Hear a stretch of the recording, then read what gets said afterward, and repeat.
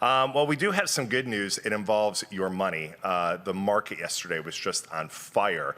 That coming from the news last week with the Fed announcing that rate drop, and that's obviously the implications for that are huge across the board, from the real estate market to credit cards to your individual paycheck, what that could mean for people moving forward. That's why we had an opportunity today to talk with Dewey Steffen, the CEO of Great Lakes Wealth. Take a look at what Dewey had to say about the market and his predictions for the future.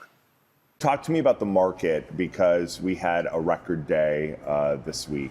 What is driving that?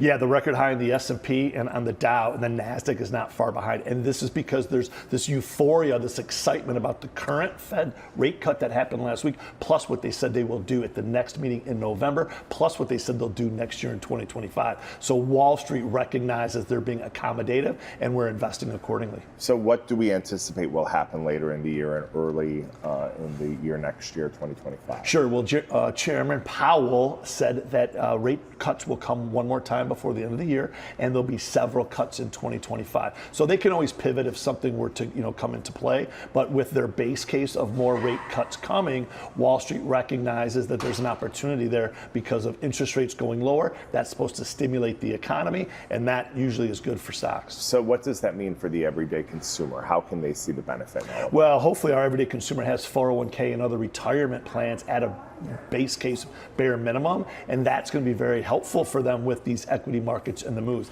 The other side of it are with bonds, and in 401ks or any investments besides stocks are bonds, and bonds usually go up when rates fall. It's a very simple mathematical computation. So also consider bonds as a good investment in the near term. So if we're looking ahead to like spring of 2025, and spring is always traditionally an active real estate market, is the hope then that mortgage rates are back down like in the 5s somewhere, so it kind of spurs more purchasing?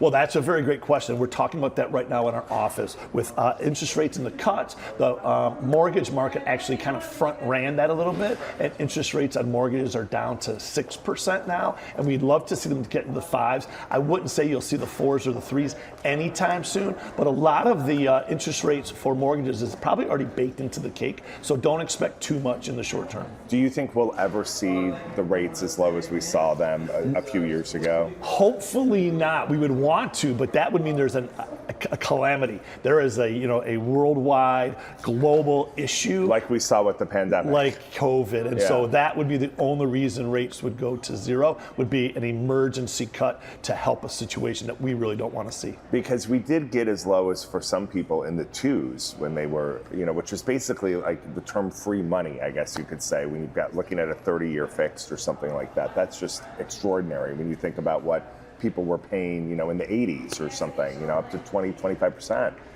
Yeah, absolutely. So in the 80s, certainly you were right. 18-20% was a very common 30-year fixed mortgage, but you also could get 18 to 20% on U.S. Treasuries or those bank, deposits. So it all depends if you're borrowing or if you're lending the money out. What the interest rate is the same. It just depends. Are you a borrower or are you a lender? Good advice, Dewey. We appreciate it. We've got some more